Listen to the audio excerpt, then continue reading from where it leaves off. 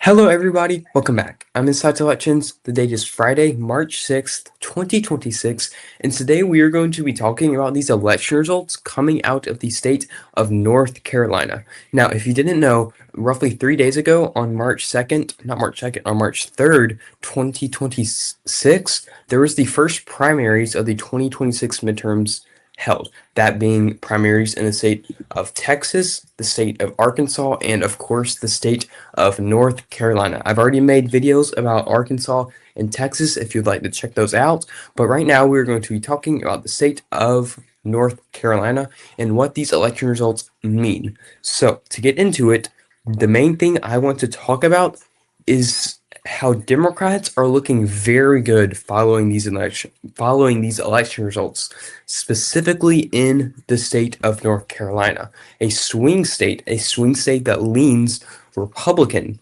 However, Democrats just outvoted the Republican Party. Yes, in the generic ballot of this primary for North Carolina, Democrats outvoted Republicans by 200,000 votes in a sample size of only roughly 1.4 million. Democrats outvoted Republicans by 13.8 points overall in the state of North Carolina. Yes, you heard that right. Democrats just outvoted Republicans by 14 points in a swing state that Donald Trump won by 3 points in 2024. The swing state that he carried every single election from 2020 to 2016 and 2024. A state that has only voted for the Democratic Party once, 2008, since I believe, since 1976. North Carolina is a Republican state, but Democrats just outvoted the Republican Party. And yes, this is a primary. This is not a direct result saying what the 2026 midterms is going to happen in the state of North Carolina. But what I'm saying is that this is a very good sign for the Democratic Party. And if not just from raw numbers, which Democrats are leading by huge numbers, it's being where the numbers are from. This was from the Senate primary in the state of North Carolina for Roy Cooper for the Democrats and for Michael Whatley for the Republicans. And you might say, okay, well, it's primaries, it doesn't mean anything. There was no contested primary. Yes, the primary was not contested, especially on the Democratic side. Roy Cooper had absolutely no competitors. Michael Whatley, though, he only secured 65% of the vote against multiple competitors, with the highest competing competitor getting less than 16 points. Michael Whatley only won this North Carolina primary. He only won 65% of the vote when he was beating his contenders by 50 points. What I'm trying to say is that Michael Whatley is not only a weak candidate against Roy Cooper, a very strong candidate, he is a weak candidate amongst the Republican base. The only reason Michael Whatley is this candidate is because Donald Trump endorsed him, is because he's backed by the President of the United States. He has no other reason to be this nominee. He has never held public office before, not once. He is not a good enough candidate for the Republican Party to keep North Carolina red in 2026. Compare that to Roy Cooper. Roy Cooper is a very strong candidate. He consolidated Democratic support. He won 92% of the vote. He got 758,000 votes versus Republicans. Michael Whatley's only 400,000. In North Carolina, a state that voted for the Republican Party and has voted for the Republican Party consistently for decades. Look at Roy Cooper's election history. He's been in North Carolina politics for decades. Not for roughly 4 decades, yeah. But he was first elected in the North Carolina House of Representatives in 1987. He served for 4 years before moving on to the North Carolina State Senate, where he served for a decade.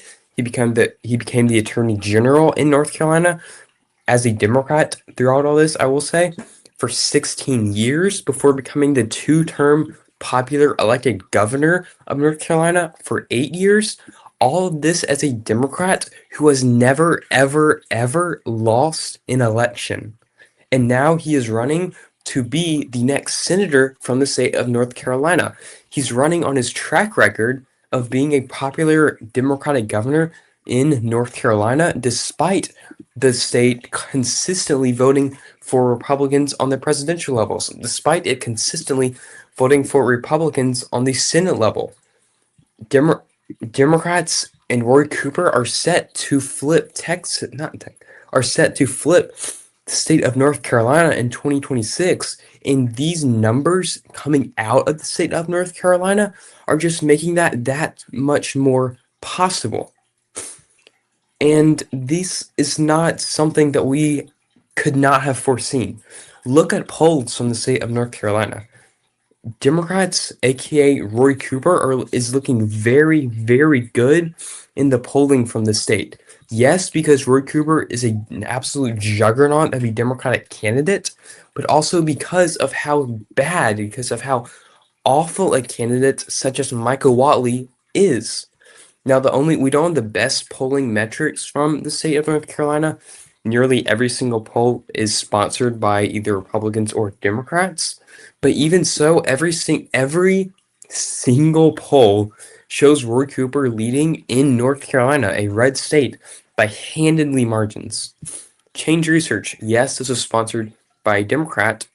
This is a Democratic-sponsored poll, but Roy Cooper leads by 10 points.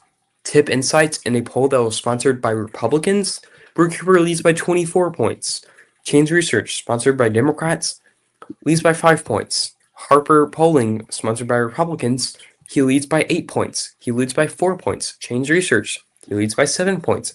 Harper Polling, he leads by 8 points. Emerson College, the only nonpartisan poll we have, he leads by 6 points.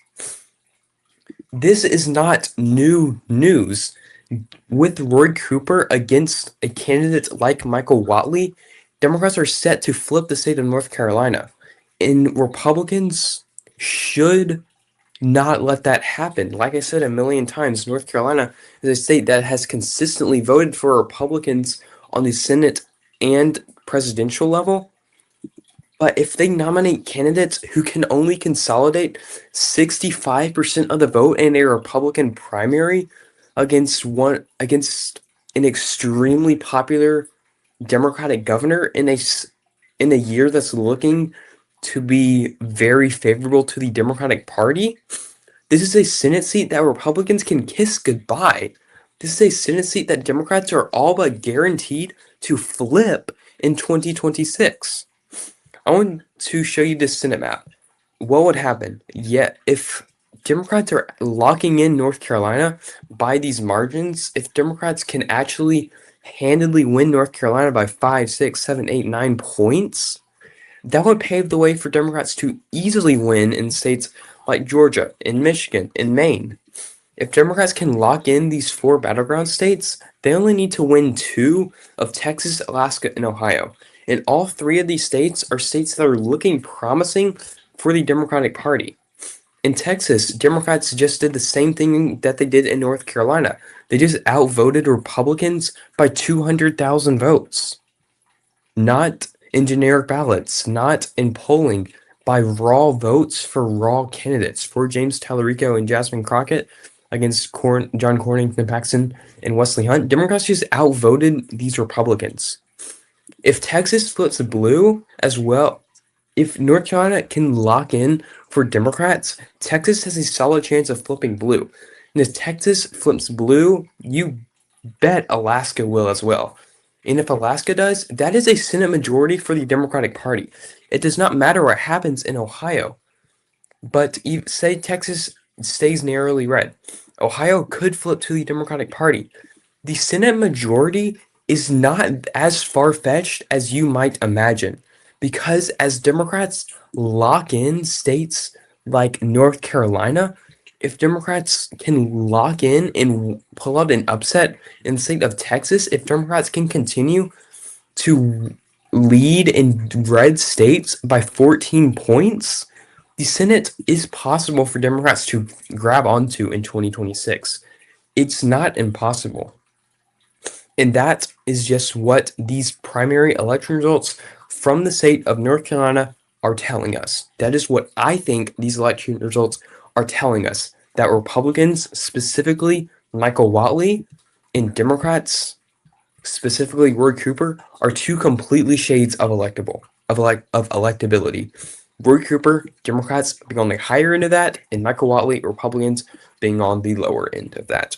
Okay, that's just my thoughts on this news. What do you think is going to come from this? Do you think Democrats outvoting Republicans by 14 points in North Carolina is a telling sign of what is to come in 2026? What are your thoughts? If you enjoyed this video, I encourage you to like the video, to subscribe to my YouTube channel. I upload election news every single day.